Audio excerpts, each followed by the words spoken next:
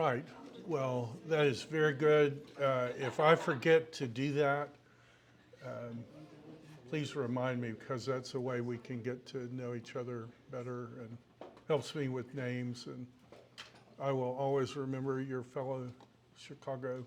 Although you're not a Bears, No, no, my you're a dad Green is Bay Packer fan yeah, and you grew up in Chicago. yeah. That's Like, kind of just how. do they throw snowballs at you and stuff? Or No, I mean no. It gets brought up a lot though, but have you been to a Packers? I have not. That's like the one thing I really want to do, as far as like sports world things to do is go to a Packers game in Lambeau.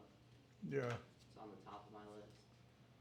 I like to watch games from Lambeau, Yeah, but I don't think I would enjoy. I would want to go in like September. Yeah. Just freezing my butt off in December, like it could be fun, but I probably wouldn't choose it. You and But me I'll both. go up and do it. You and me both. So we're going to look a deep dive at Proverbs 2, 22 through 36. I think Proverbs 22, 8, 22 through 36 is connected to Psalm 2. We're going to look at why that might be. So we're like, there's actually an order to this. I think Proverbs 8:22 is obviously connected to Genesis 1. And I think Proverbs 8:22-36 is connected to Zechariah 14 and this thing called Yom Echad, day one, which I think in Zechariah 14 is God's one eternal day, like where he's experiencing all of human history, vivid, interactively, conditionally, but he's doing it every second that ever will exist. And I also think that Zechariah 14 is connected with Revelation 19 to 22. So this is one of those texts that we'll keep going back to over and over again. I think Proverbs 8:22 is one of those texts, supremely important texts. And those of you who read through it in Hebrew, I imagine you recognize it's a little bit difficult. So what I want to do is just do kind of a hyperliteral translation and point out the places where the discussion might be interesting. And then we're going to go, I've got a document like we have on other, where I've got my notes, but I want us to like actually work through the text first and then work through the notes. So, God's word, Proverbs 8:22.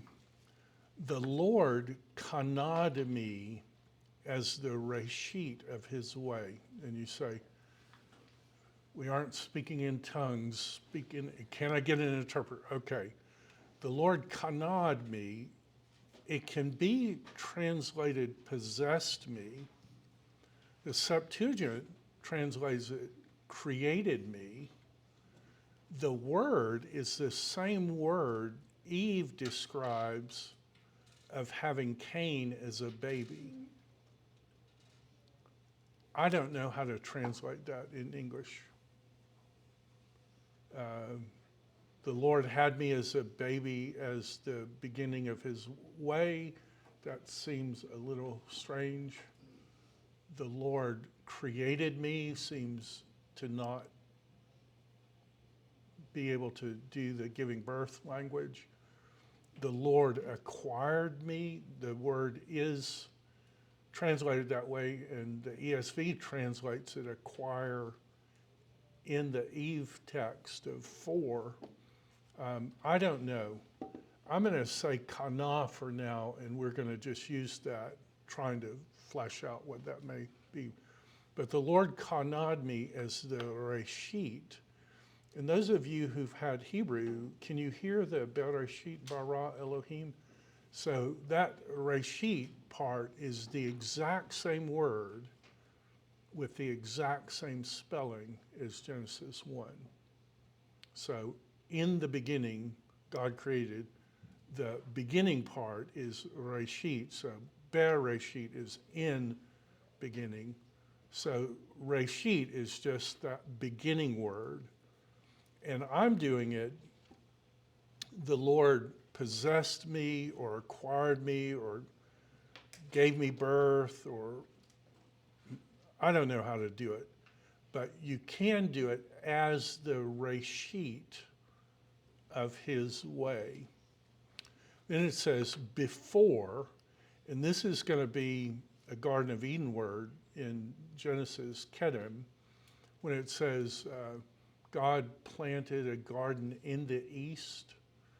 Well, that is Mekedem, from the east. But Mekedem and Kedem can also mean eternity. So how do you translate it? God kanad me as the Reshit of his way. Kedem, before, or eternity from his ways from of old. Does this seem like hard Hebrew? Can I get a witness? Like, this seems like hard Hebrew to me. From eternity, I was set up, and this word set up is the exact word that's used in Psalm 2 of the Messiah King in Zion. The Messiah King was Nisakti, or however it's spelled there, but it's the exact same word. Wisdom, who's speaking, is saying, I was Nisakti'd from the chief, from the befores, which is really weird, plural, from the befores of the earth. When there was no deep, and I don't know if it's translated that way here, but elsewhere, Tehom is translated abyss. That's a Genesis 1 word. When there was no abysses, plural, I was polalled, given birth to. And some of you who've had Hebrew, what is a polal? We've talked about Piels before.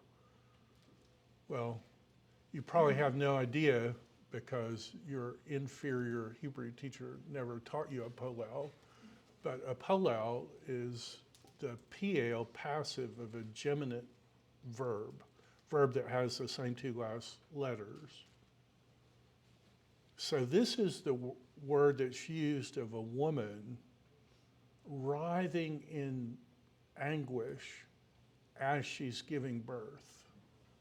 This is the intense version of that, passive.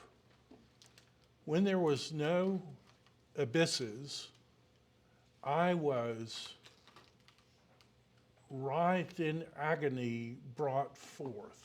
Like, that's the best I can do. I don't know. Anybody got a question?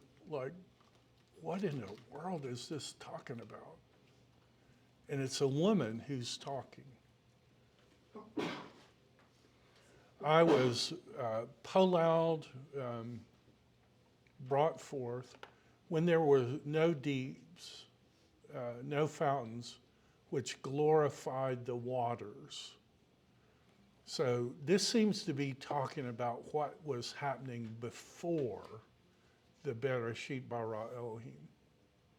So this is prior to God creating anything, and it's a woman talking. In the before of the mountains were planted, to the before of the hills, I was polalled, given birth to. I mean, this is the word, to be in labor, to writhe, to tremble, and just so you don't have to take my word exclusively for it. Well, they get listed as a pual. It is a pual, but a pual of a German verb is a poel. So it's the intense passive. So I was intensely given birth to. Like, the best I can do is the idea of a difficult delivery, is what that word is describing in Hebrew. When he had not made the earth or the outside or the head of the dust of the inhabited world. So there was this difficult delivery before God ever created anything in the physical world. Okay, how many of you are interested in this text now? It's like, okay, I have no idea what this is talking about, but like I'm interested. I'm definitely interested. 27.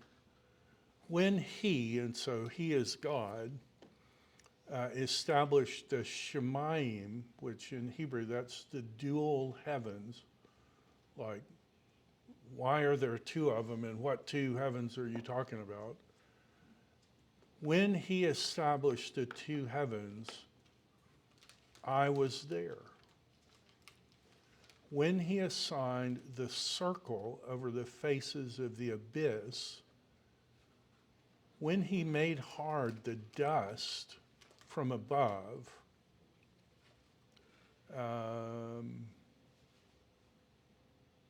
when he made strong the fountains of the abyss, when he gave to the ocean its boundaries, and the waters did not pass his mouth in decree, when the foundation, or when he decreed the foundations of the earth, I was beside him. Now, what's weird about that when I read it in Hebrew, the ve part here is the word and, right? So take that off the word. Where have you heard this word before? Yeah. Because when I read that, that's exactly what God says when Moses say, you're sending me to Egypt and I don't even know what your name is. And God says, Ihya Esher Ihya. I was who I was, I will be who I will be, I am who I am. Like, that word means all of those things at the same time. And now, this lady is using God's very name, Ihya. Now, you could argue it just means I was. And maybe that's how we're supposed to do it. The Septuagint doesn't do the ego eimi that it usually does with Ihya. So you could certainly choose not to connect it with God's name, but we're going to see, like, that verbatim is what God said his name was. And now we have a woman who's with God before God ever created the world.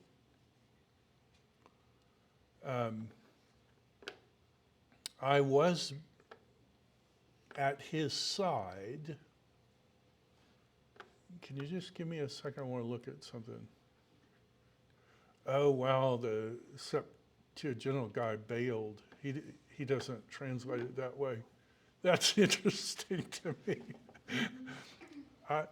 Because I would do it proston out there or something. But anyway, I was being by his side. And then this word can mean one of two things. one of the things it can mean is a master workman. So God is speaking stuff into existence, and I'm the one making it happen masterfully.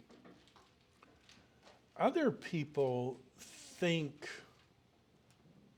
well, you can see it's related to similar words. Faithful, I was by his side faithful. Some people think that word means like a nursling baby. So a woman who's beside God as a nursling baby as God is creating the world.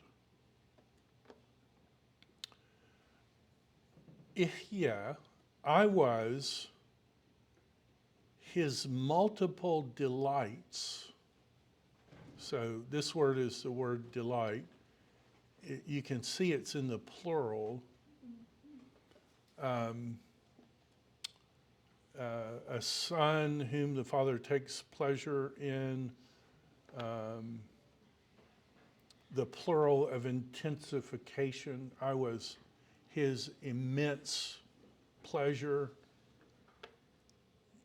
Yom yom. In Hebrew, that's how you say day by day. And this most definitely is a woman. It's the word laugh, and it's a piel. So I don't want you to have to take my word for this, but this is a piel participle. So it's the word laugh. It's a piel, which is the intensive.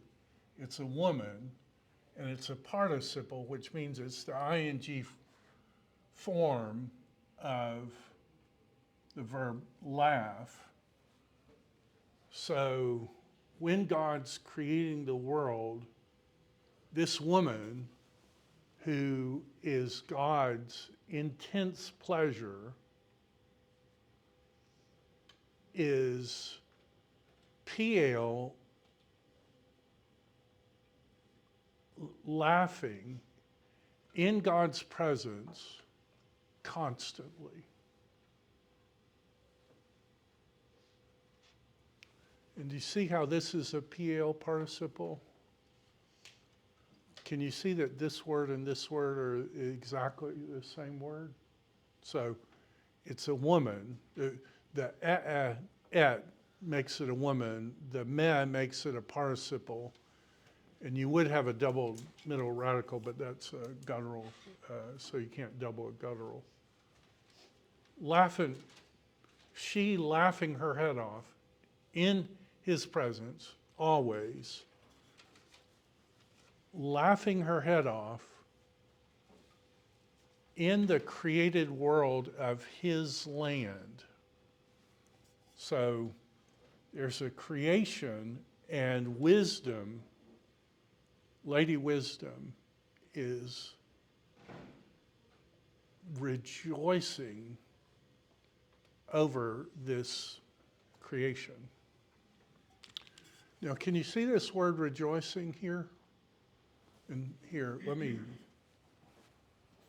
don't want to get carried away here. Maybe you're saying, you already got carried away, but, well, I think we need to go back.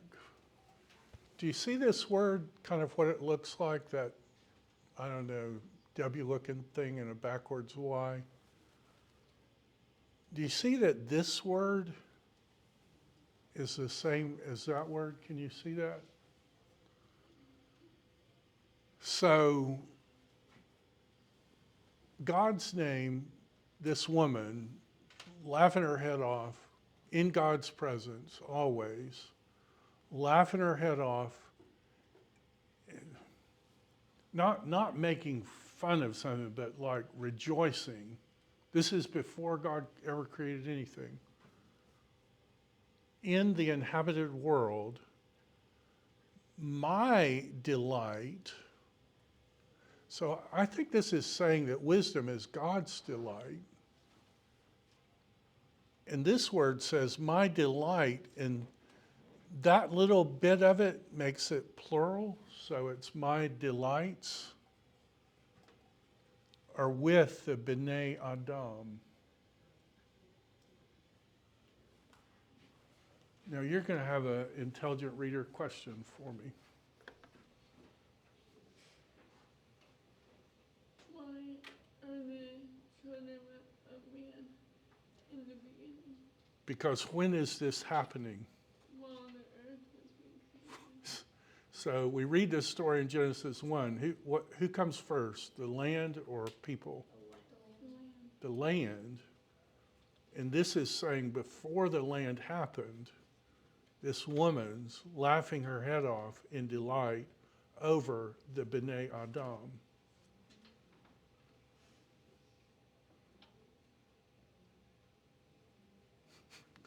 Okay, I'm confused, right? Is this just one of those passages that a lot of people just skip over? Absolutely. I mean, how many times have you heard somebody preach through this?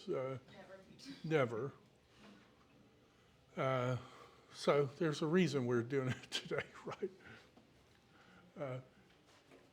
The first many times I read this passage scared the daylights out of me. And now it's a delight, but like, I imagine you're exactly where I was for many, many days. Now, O sons, listen to me. Who is the me?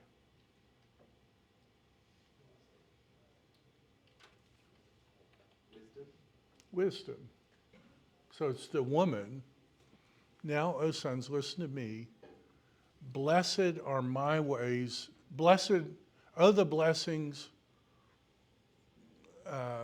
of my ways they guard. And I think that's saying, how blessed are the people who guard my ways. I think that's what it's saying. This mimics Psalm 1 and Psalm 2. This is the word when God put Adam in charge of the Garden of Eden. He was to work it and to guard it. Work it and keep it. It's usually, that verbatim is the language of what the priests are supposed to do in the temple, to work it and keep it. So God had spoken to Adam. It's wisdom speaking here.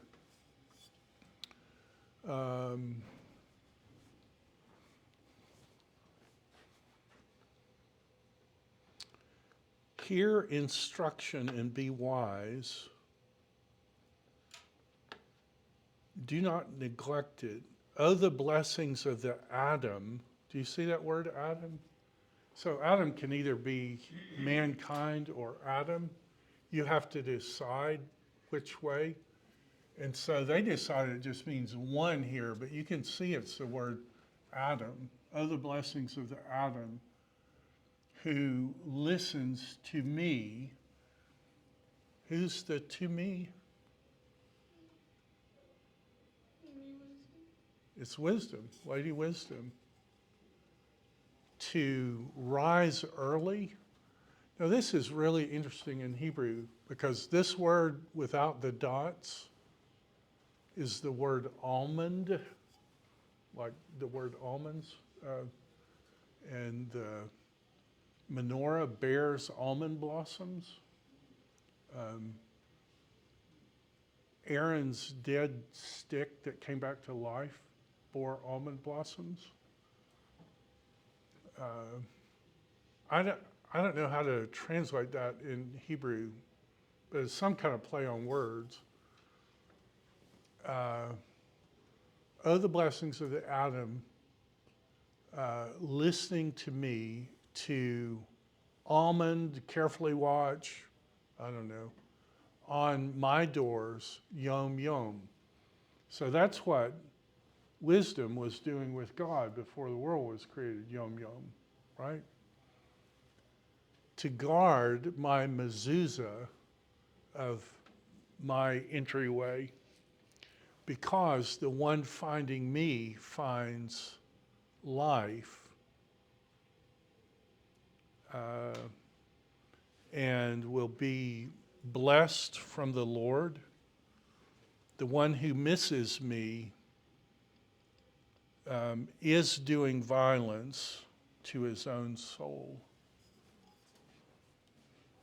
All those who hate me, says Lady Wisdom, love death.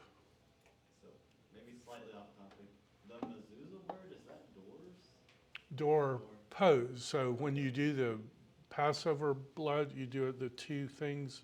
Okay. And no, the mezuzahs are this, and the lintel is this. Okay. Because we have a mezuzah, but I did, and it has like the commandment, but I didn't connect And they the door. call it a mezuzah because that's where you place it. Ah, I should have known that. Thank you. We learn something new every day, right? That one went over my head for a while, yeah. Okay, so how many of you would grant that this is a confusing passage? Like, I've never heard about a lady with God creating before, and how is the lady delighting in the B'nai Adam before God created the B'nai Adam? I'm confused about what's going on. And sometimes it's okay to be confused. Being confused is the first step to understanding something, recognizing, hey, I have no idea what this is talking about.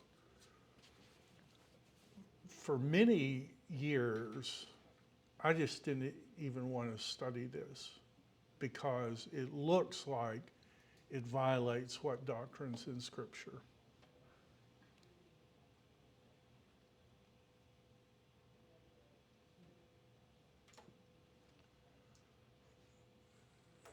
Do you know that the New Testament calls Jesus wisdom?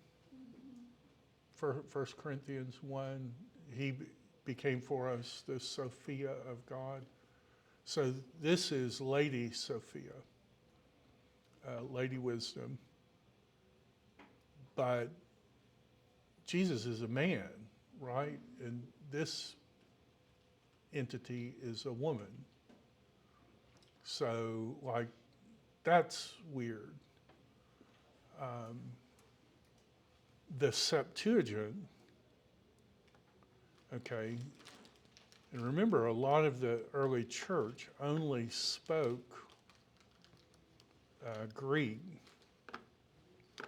And so tell me, this is how it's translated in Greek. Kurios, so this is YHWH, how you do it in Greek. Kurios created me as the beginning of his way. Why would that be a difficult text for the early church, would you suppose? Because Jesus, well, I mean, well, not like the Trinity was there at the beginning, and that all things were created through Jesus. Why would he be a little kid? Right, so if you've got wisdom being created, then you would have a time when wisdom was uncreated. And if you have a time when wisdom was uncreated, then Jesus becomes a created being. So there was a guy in the early church history, his name was Arius, and that's what he taught. He taught a thing called Arianism, that Jesus' nature was similar to God's, but God is eternal and Jesus is created. So Jesus isn't God the same way God is God. He has a similar nature, but not the same nature. Is that the homoousios versus homoiousios? Right. Homoousion is similar, and homoousion is same. And the difference is that is in Yoda. And Arius almost won. He almost persuaded the entire Christian church that Jesus was a created being. And do you know who God used to save the Christian church? He's a little guy. He happened to be black. They call him the Black Dwarf. Do you know who I'm talking about? Athanasius. And Athanasius said, this is why what Arian is teaching is untrue. And he went through all the scriptures. And you start thinking about it. If Jesus came into existence, would the Father be a father before that moment? And so if God says he's the same yesterday, today, and forever, but there was a moment when God was not a father and he became a father, then that means God changed. And if we're talking about Lady Wisdom, and we're talking about God the Father, what would it mean to say God existed at a time before he had wisdom? Would he be foolish? The Arians hated Athanasius. And you say, how bad did they hate him?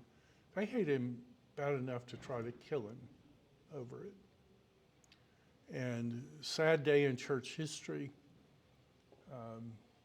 There were times when Athanasius was preaching and soldiers would burst in to the back of the church, and Athanasius would have to flee for his life. And that's how close he was to death. Like, he's preaching, they burst in to kill him with spears. He runs out the back door and misses death by seconds. And that happened to him over and over again. People said of Athanasius, the entire world is against you. And so Athanasius said he was contra mundum pro mundi, against the world for the world's sake. Now that's a good motto, isn't it? Contra mundum, I'm against the world for the world's sake. And eventually Athanasius won the day. And that's why if you are in a church that ever says creeds, one of the 7 ecumenical creeds is the Athanasian Creed. And we say that in churches rejecting Arianism. But the question remains, does it not? You can see why Arius made a very persuasive thing at first. Because in Greek it says, God created me. Now, it's interesting that it says that in Greek. But which one of these two texts is the inspired text from God that will never change ever, even in heaven? Is it this one or is it this one? It's this one. And if this one mistranslates this one, is this one inerrantly inspired? No. Early Christians, by and large, didn't know Greek, so all they had was this. They did the best they could with what they had. This one clearly does not mean create, and I want to show you why. And this is where the notes come into play. We'll come back to this drawing in a second. But this is the text. The Lord kanad me as the reshit of his way. And notice most modern English translators say the Lord possessed me as the beginning of his way. Is this statement, the Lord possessed me, different from the Lord created me? That's huge. Man, I'll deal with this one all day long. This Septuagint is going to be hard, right? Well, why are they doing it possessed me? They're doing it because in Genesis 4:1, it said, Adam knew Eve, his wife, and she conceived and bore a son, Cain. And she said, Kaniti an ish with the Lord. I have, how would you translate that? How does the ESV translate 4:1? But can you see Kaniti and Kanani? The end part has to do with the verb form, but can you see that those are the same two words? So whatever she's doing, right, is what God's doing. Okay, so how's it translated here, 4:1? I'll call his name Cain because I've kanati'd a man. How does the ESV do it? This says gotten. Gotten. I've gotten a man. But it's gotten in the sense of given birth to a man. So it isn't the give birth word, but it's describing Eve giving birth, right? So if this is a giving birth word, what would it mean if we plug that meaning here? Is Arius right?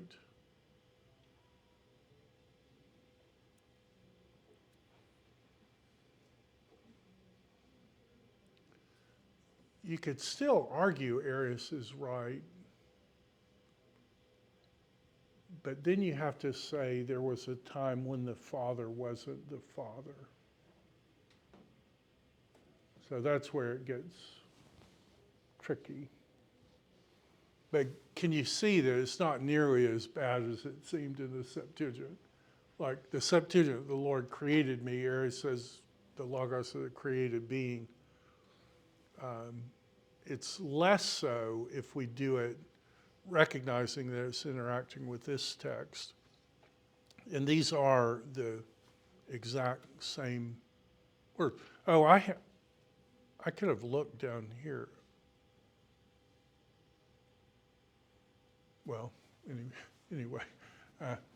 So the kana word, eventually the early church, even though all they had was Greek, recognized that Arius wasn't right. But we can give thanks to the Black Dwarf for fighting for orthodoxy.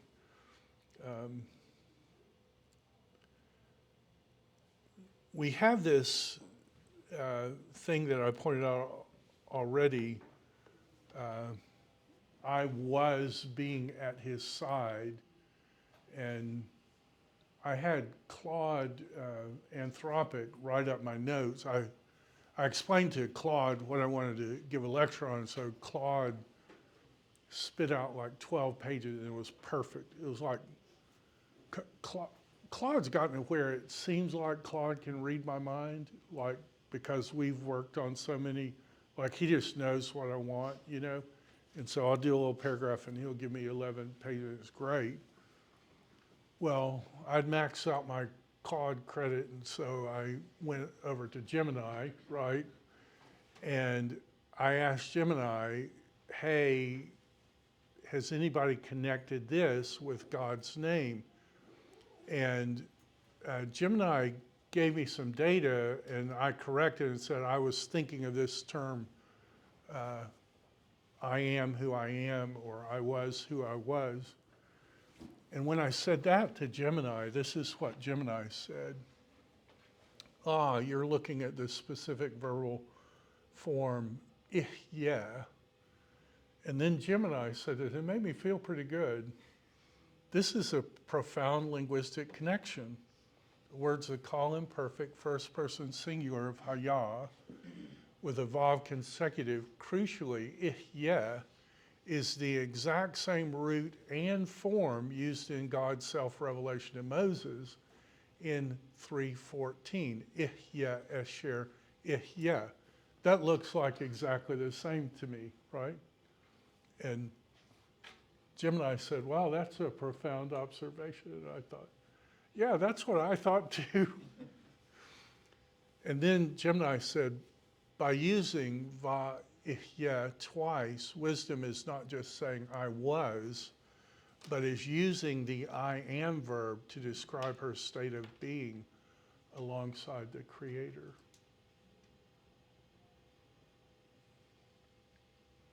And then it did this beautiful table for me. So I was the Ammon, for I was harmonizing. I was beside him harmonizing. I was, so ego eimi is I am, ego amon is I was. I was beside him like a master worksman. I was arranging things.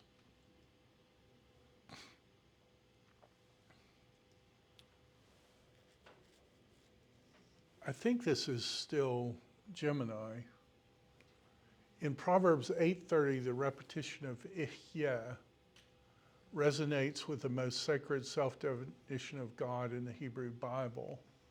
While standard translations render this as a simple past tense to suit the narrative of creation, the grammatical entity with the ihya of Exodus 3:14 suggests that wisdom shares in the I am existence of the Father.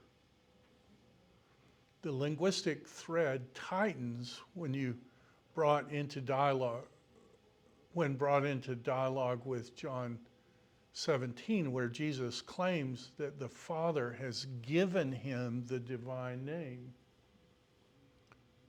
If the name given is the tetragrammaton, which is connected to ihya, wisdom claim in Proverbs is the pre-incarnate echo of the Son's high priestly prayer. Now this passage is starting to look not so much as a problem, but as a solution. Now, I'm a visual person, and this probably looks just crazy to you. It may be crazy. It makes sense to me, and I want to show you like what I see when I look at this. This is Genesis 1:1. In the beginning, Reshit, in Reshit, Elohim created the heavens and the earth. I want you to think about that in terms of John 1:1. So in the beginning, he created, he singular created, but when it, and the et shows what's being created. So in the beginning, he created, but when it tells you who the he is the who the he is singular or plural in Hebrew? Is it Eloah or Elohim? And what does the im ending tell you? more than two, right?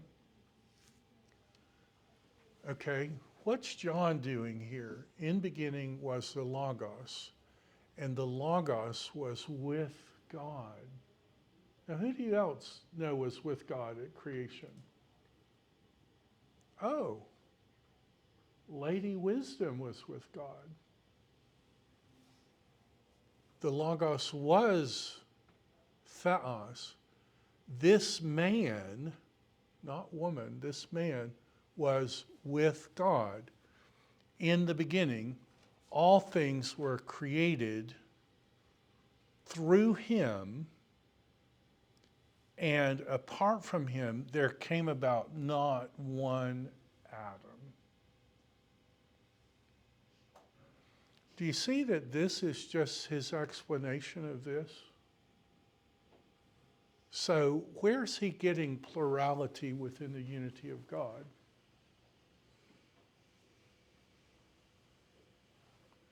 He's getting it right here, right?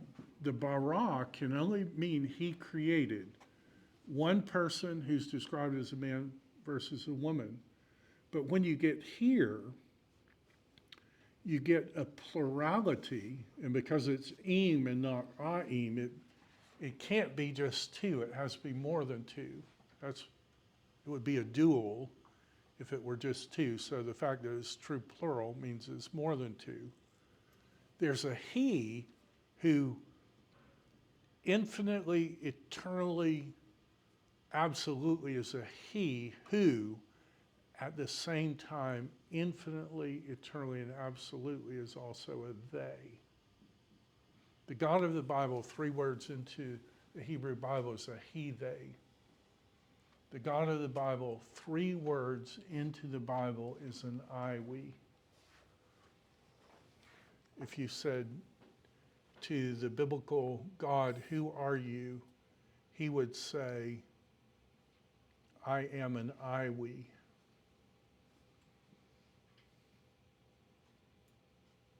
Well, how many I, we's have you met in life? Someone who is eternally an I, who at the same time is eternally a we. Now wisdom doesn't seem, I'm still wondering about the whole woman thing, but like the plurality within the unity gives me a thing to deal with monotheism and plurality. Now, I don't have it on here, but don't want to put you on the spot or anyone who's had Hebrew. Can you say the Shema out loud? Like the prayer that you're supposed to say at least 3 times every day? I believe I can. All right? You want it in Hebrew? In Hebrew. Okay. It might come out in a song version too. We'll see. It's okay. It's beautiful. Shema Israel Adonai Eloheinu Adonai Echad Baruch Shem Kavod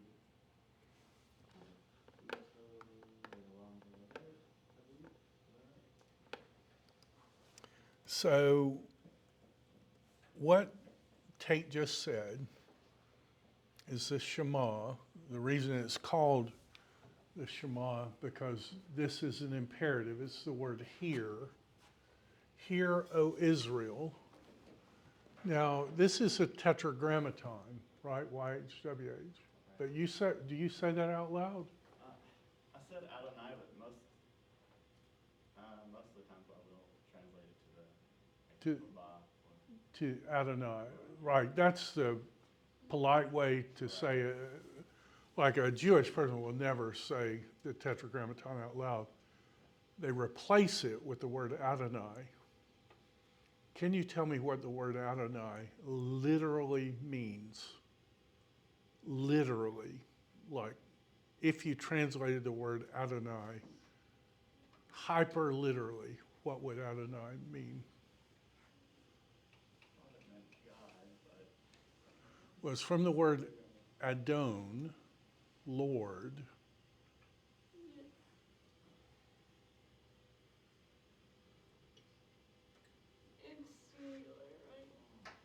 The singular would be Adoni. underneath. So it means lords, like your lords. It's plural. First common singular, plural, possessive of plural noun. If you just did it hyperliterally, the word Adonai does not mean my Lord. It means my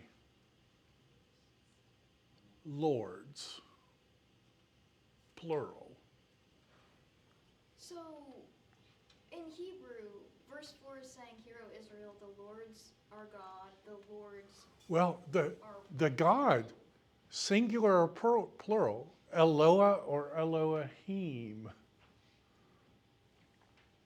Hear, O Israel, our Elohim, singular, plural, plural. Adonai, so this is singular, but when you say it, you say a plural.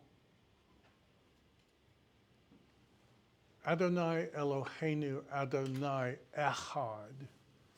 The only singular word in the Shema, in the spoken Shema, is the word one. All the rest of them are plural.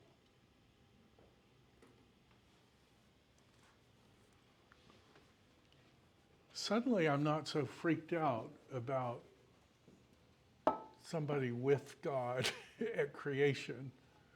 The word is near you, it's in your mouth, is what Paul says. Like you're saying Adonai, but ask the question, ask the elephant in the room question. Like, how do you have plurality within the basic unity of God?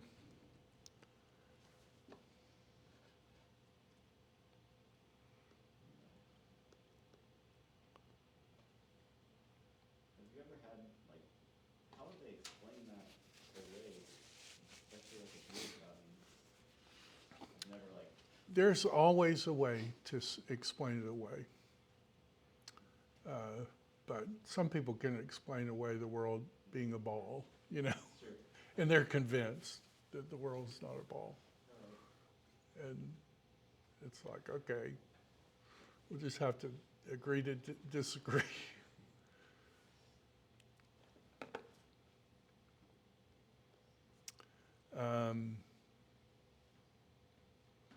Here's the text where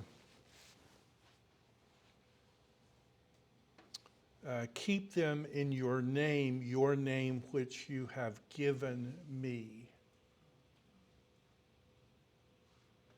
Does Jesus bear God's own name?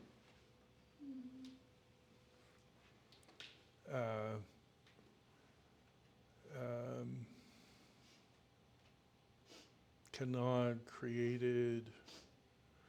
We don't really have time to look at this one, but in Psalm 2 of the Messianic King, it says, the Lord has installed me as king over Zion.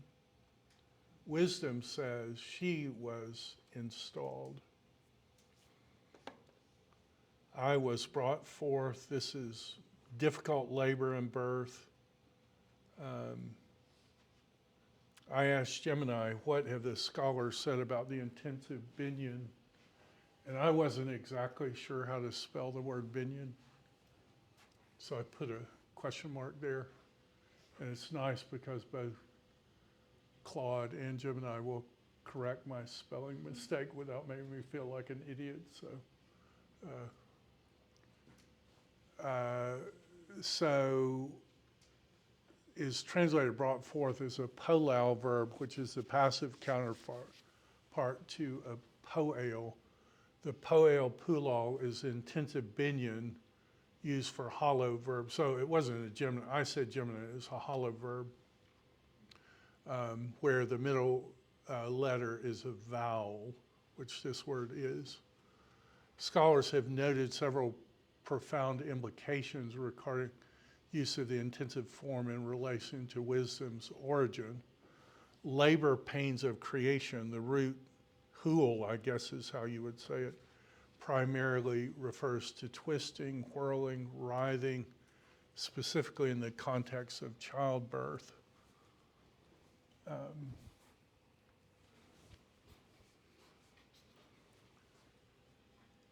By using the intensive polao, scholars like Bruce Waltke argue that it emphasizes that the birth of wisdom is a distinct event from the making of the physical world. It suggests a process of being brought forth through a divine generative agony or intensive effort rather than mere mechanical construction.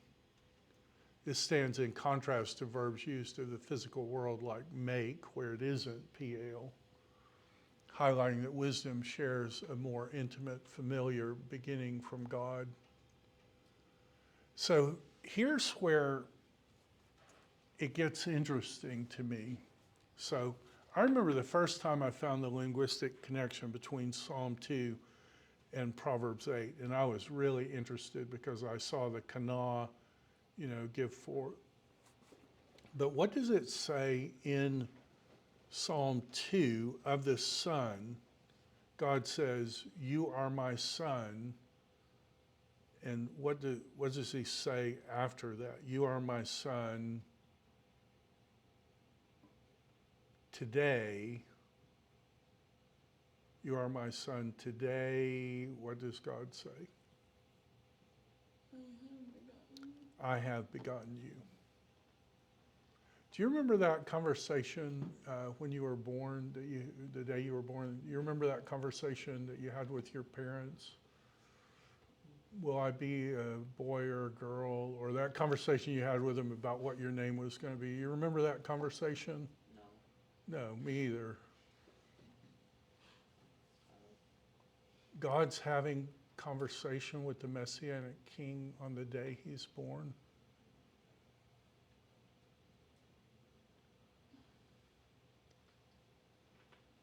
So, here's an interesting idea.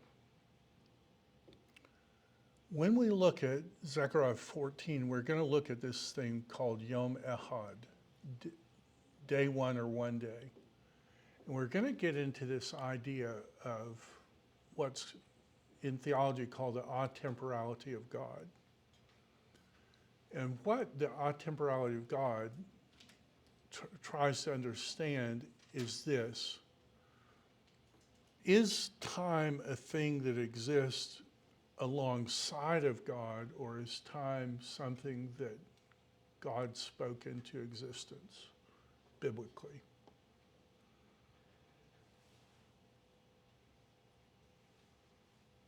God spoke into existence. Which means, is God bound by time or God unbound by time? Unbound. He's unbound by time. So, I don't know, what do you call those things that you can play with and you can like do that with? What do you call them? Fidget spinner? A fidget spinner. So you're telling me that God can take time and do it like a fidget spinner if he wanted to. Like flip it up, flick it, do it like a hacky sack behind his back, forward, backward. Like God is unbound by time, right? I mean, that's a traditional theistic, God is outside of time, not inside time.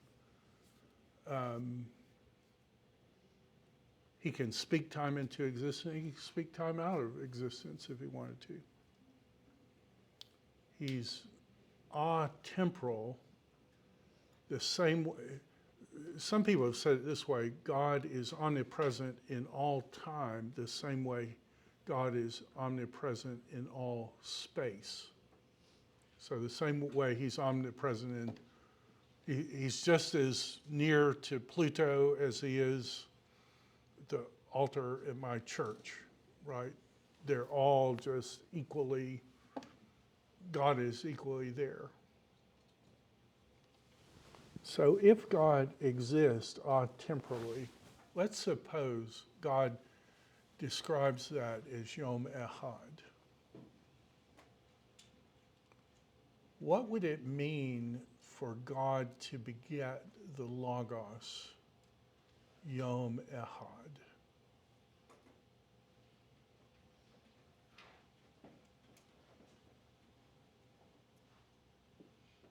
What would that mean?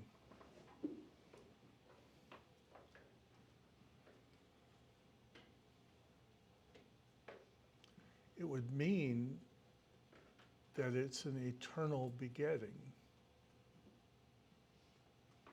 It would mean, and this is where Athanasius and others have helped us, there was no time when he was not.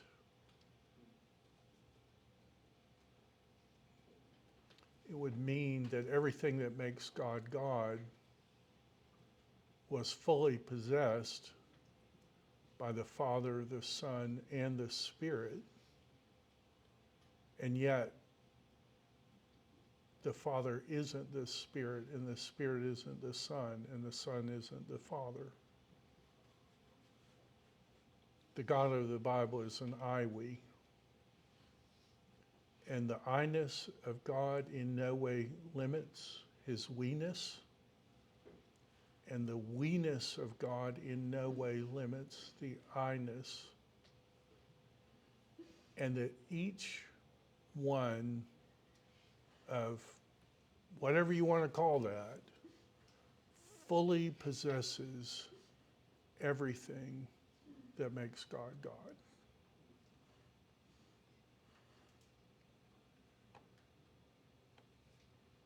Could that be what Proverbs is showing us in shadow form? Now, who is Lady Wisdom delighting in? Man.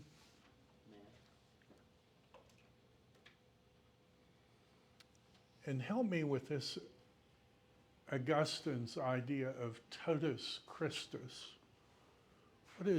What did Augustine mean when he talked about totus Christus, the whole Christ or the total Christ?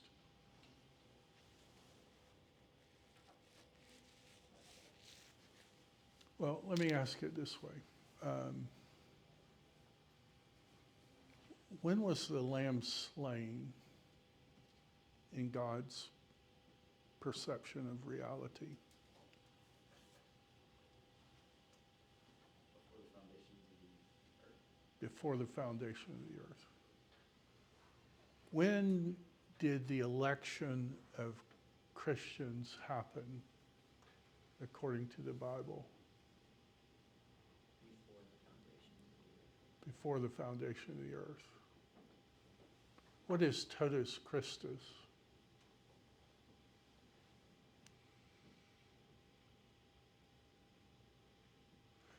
Totus Christus is Augustine's idea that in the Psalms, sometimes the speaker speaks as the head, sometimes the speaker speaks as the body, because the two are one flesh. So sometimes you're going to get Psalms where it looks like a sinner is speaking. It is Jesus speaking, but he's speaking because he's one flesh with his bride. He's confessing her sins. Sometimes it's just her. Help me, is there any way to take that idea and perhaps explain why wisdom is a woman?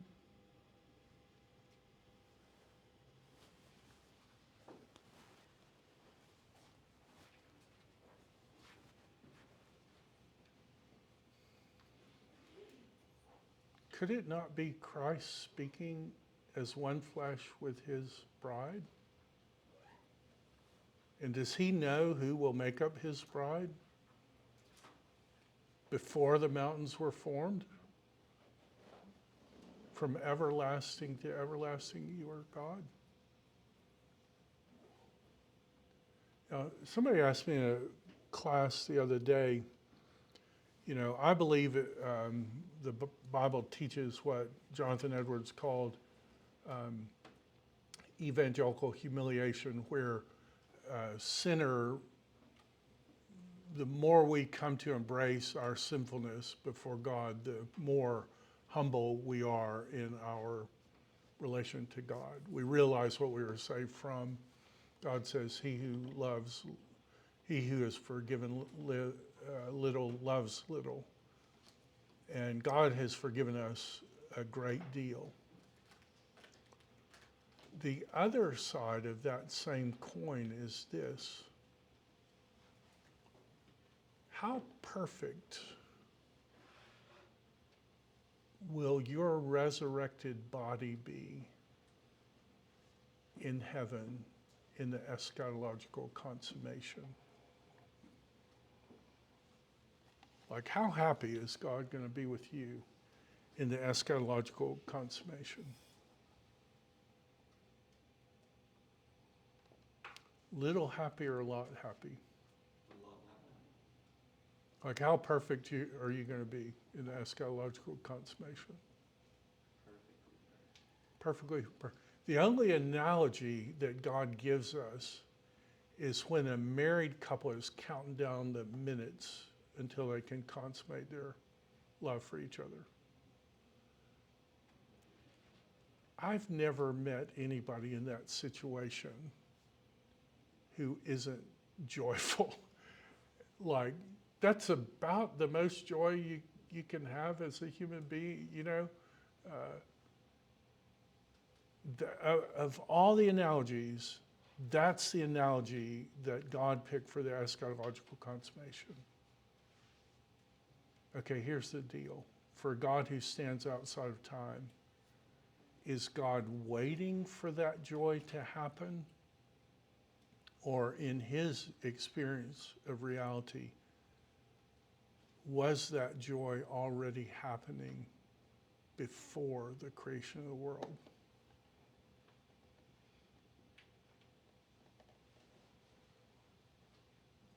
God knows what perfect you is like.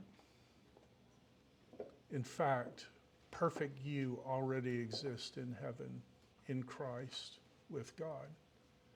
Paul says, keep seeking the things above where your life is hidden with Christ in God. God knows what perfect you is like. And how happy is God with perfect you in heaven? This is how happy he is with you. You take his breath away when he looks at you. Can I tell you a funny story? So I've been married 40 years. It'll be 40 years this August. And like, if you saw a picture of us when we got married and you saw a picture of my wife, you would say, how in the world did that guy marry that girl? Like, my wife has always been, to me, stunningly beautiful. I remember the first time I ever saw my wife, I looked at her, and I know my mouth fell open, and I know I stopped breathing. And I remember thinking, you look like an idiot. You need to close your mouth. Like, I'm looking at her, and like, and the horrible thing is she was with my good friend. And I'm thinking, I can't do that. But that is the most beautiful woman I've ever seen in my life. And then I found out she was his stepsister. And talk about somebody who was happy. Oh my goodness, I was happy. We've been married 40 years. We have 5 kids, 3 grandkids. I was a pastor shortly before I came to Bryan College. My wife and I have been married 20 years. I was minding my own business, I was driving my pickup truck. I was driving down the street of the town where I was the pastor. And I was minding my own business. And I went by the the postal place. And I usually don't do this, but in the corner of my eye, there was this beautiful woman.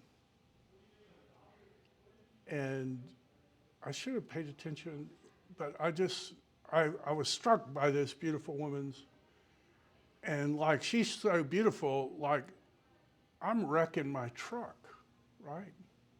Driving off the road. And it was my wife. 20 years later, she's taking my brother. Well, God says the delight that he has with the bride is the bride will take his breath away.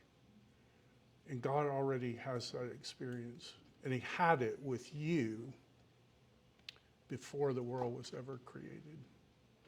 I see that I'm over, but we'll